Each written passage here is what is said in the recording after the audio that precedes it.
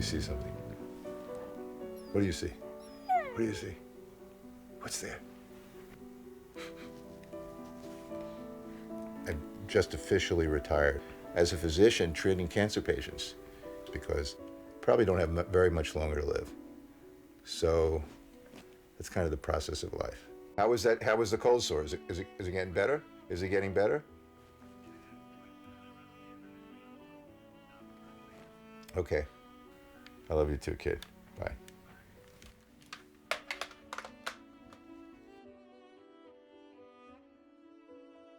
Anyone who understands that he has had this for 14 years doesn't believe it.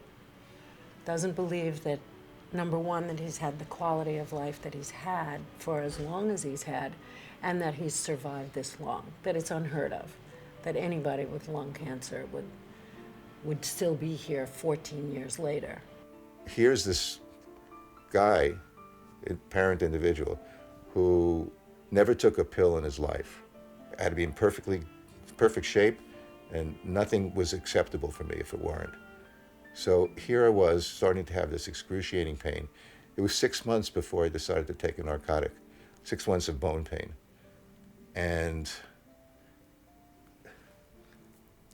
my wife, Rita, you know, the Buddha, she said, you're fighting with life, you know? You're right, I'm fighting with life. And you know, and then, okay. So I take pain pills when I need to. And it's not like it solves all the problems, but the fighting is gone. I can be so hopeful that something looks like it might be working and he feels a little better and he looks a little better and something is stronger.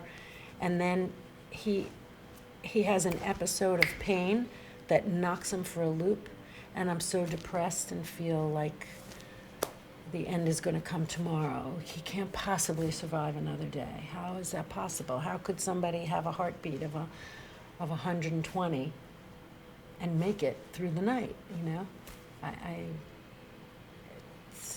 That's the roller coaster. I can't get off. I guess I've been a long-term seeker. I never would have thought of that particularly, but when I was in my 20s, I think, I went to a weekend like introduction to Zen with Rita, and I didn't like it. You know, I really didn't like it, and I got hooked by going to retreat after retreat. We were going to, you know, Daibosatsu Zendo for a weekend, and doing walking meditations at 5 o'clock in the morning, and being beaten with sticks, and you know, just all kinds of things. Again, looking for I don't know what. So here it was, you know, enlightenment, another feather in my cap, you know. I'll just bust my ass, go to these Zen temples. I mean, nobody's going to work harder than I am. And, you know, I'll get enlightened. I'll get that too. And then I'll go on to my next thing, you know. Like my mother said when I was young, you know, first you become a doctor, then you can do anything you want. Eventually, after going to these sessions a couple of times, I had this mind-blowing experience. There was this complete and utter ecstasy and peace that I had never experienced before in my life. And it made every moment of my life seem like an anxiety attack. I try to get it back. I meditate twice as hard. I meditated 4 hours a day at home. I mean, like I said, you know, there's nothing like Zen for a compulsive person like me, like Rick. I was trying to be supportive, you know, going to a lot of these things, but I frankly, even now, I don't get it. I mean, I don't get I don't really understand the oneness in the way he does.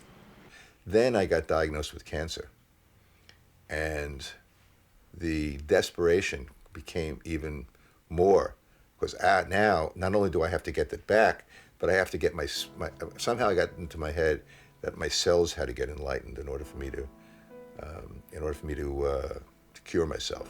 They took part of his lung, and they said that there was no chemo and no radiation that could help him, that would extend his life. And when we first heard that, we thought, great, you know, wow, you know, just that's it, we're done. But what we realized as time passed was because it was hopeless. You know, there was no point in doing any of those things because it wouldn't do anything to extend his life. Whatever was going to happen was going to happen. So Rick started studying and thinking about, you know, alternatives, and he went to every doctor under the sun. He tried every combination of alternative therapies, and he was taking, you know, 200 supplements a day. But it literally was painful to watch him because he was, you know, he was taking all the pills, and there was a desperation in all of this activity. You know, I had started pulling away from everything in life in order to seek this enlightenment. You know, my family was always most important, and I started withdrawing from them and traveling without anybody. And, you know, no one could reach me. You know, like my wife couldn't sort of touch me emotionally. You know, she felt that I was distant, and I was. I mean, it's all. So it was her idea, actually, that we take a trip together, and we went to Costa Rica. They were meditating, they were doing yoga, they were doing Brahma breathing, they were doing body talk, they were standing on their heads, you know, they were doing all of this stuff.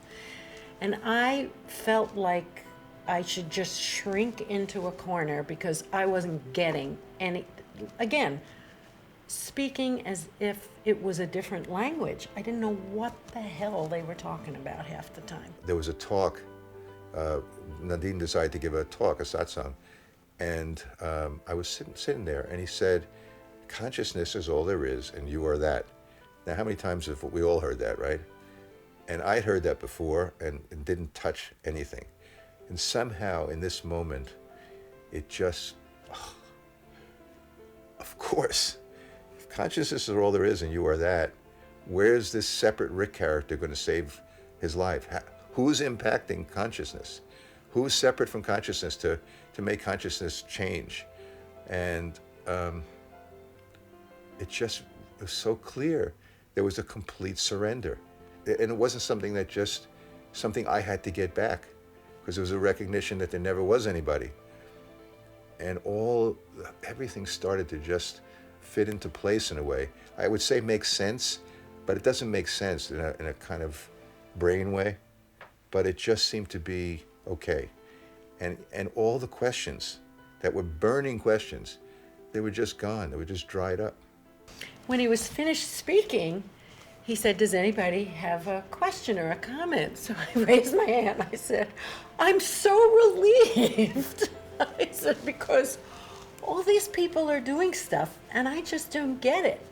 And I said, I just sort of go through my day. And he said, you're more enlightened than all of us, you know? And I just cracked up at the thought of it. The struggle, the denial of death, the fighting with life, you've already surrendered. You're living the life that you're supposed to be living. This appearance is perfectly, exactly the way it's supposed to be, with all the pain, with all the suffering. It's the way it is. I think the seeking is painful. For some people, it's so painful, and for him, it was. And he was willing to sacrifice so much to get this. When he had it, he just like wouldn't let go and get it. It all stems from a very precious belief. The belief is a priori because it actually infuses our language. We start every sentence with it in a way. We can't even open our mouths without already believing that we're separate individuals. So with this belief of being a separate individual, of course there's a feeling that there's something missing. Something has got to be missing. There must be something out there that'll complete me. This is the essence, I think, of the world of appearance of the human condition. And along with this feeling of longing, there's a feeling of fear. And the fear is, I'll never get it. Or the fear is somehow that I, as an individual, will die before I get it. All of that comes from the idea of being an individual, as if you are really Zaya and that's it. So yeah, if you're really Zion, that's it. We're shit out of luck. Rick is shit out of luck. He was born, he's going to die, and he's going to be no more. The world is going to go on without him, and tough tamales.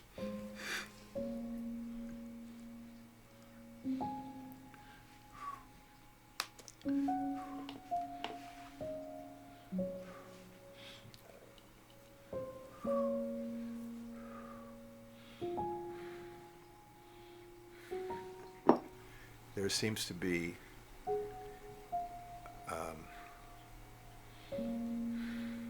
I guess a hiding or a forgetting maybe of who we are, and in that forgetting there's a sense of limitation, a feeling of limitation. That feeling is lack, or you can call it unhappiness, you can call it misery, you can call it suffering.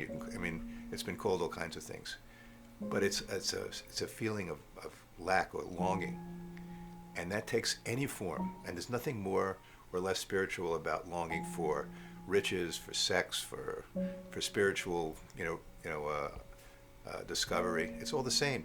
It's just the human condition expressing itself in this myriad of ways, and it's all oneness.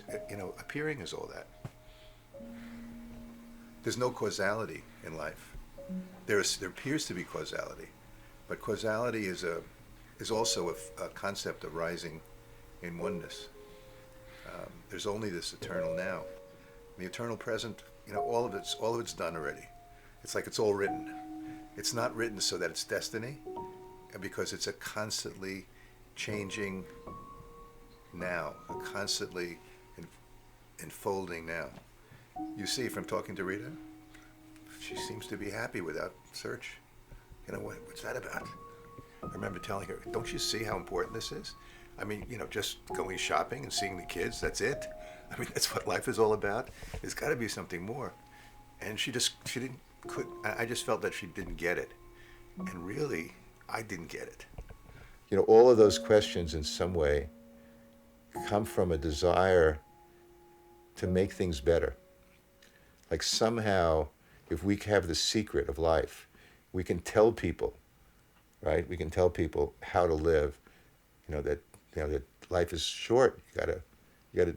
But that assumes that there's a person to tell someone, and that there's someone to be told, and that there's anything that's known about life other than that it's oneness.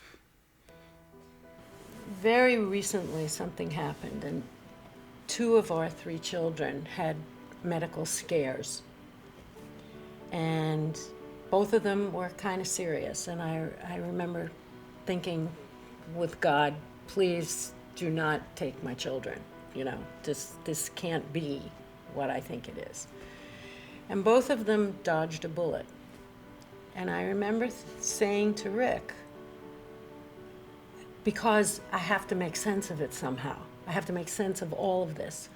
I felt like he had to be the sacrifice to save the children, because that's his role. His role is always to give and to do and to take care of other people.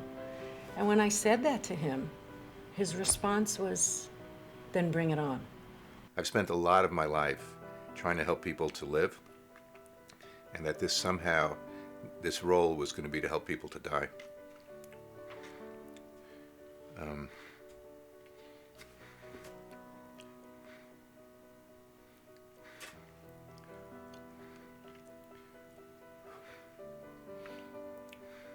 I remember right after we got married, we were on our way to the honeymoon, and I started crying in the plane. And he said, "What's wrong?" And I said, "I just feel like the plane is going to have to crash, because I can't possibly be this happy."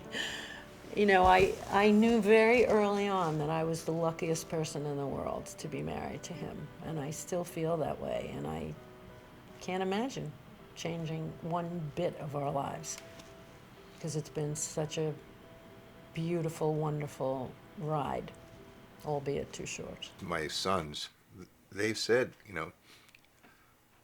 I've tried enough for 1,000 years. I've tried enough for 1,000 dads. There's nothing that I could do to to make them feel that I gave up. So.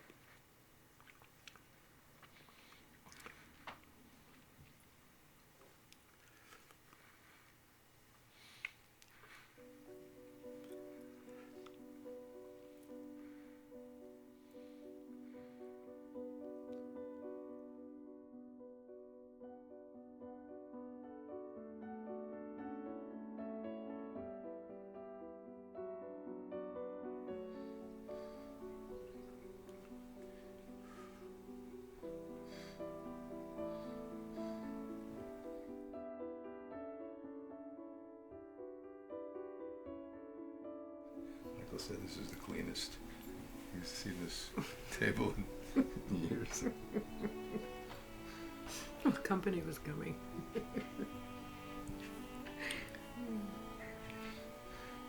It's all behind the couch.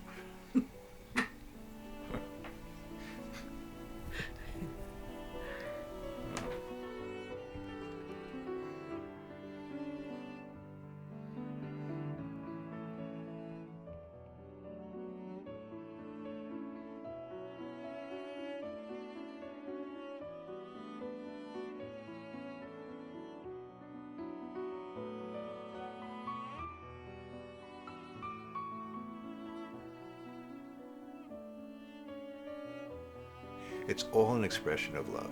When it's seen clearly in its totality, it's pure love.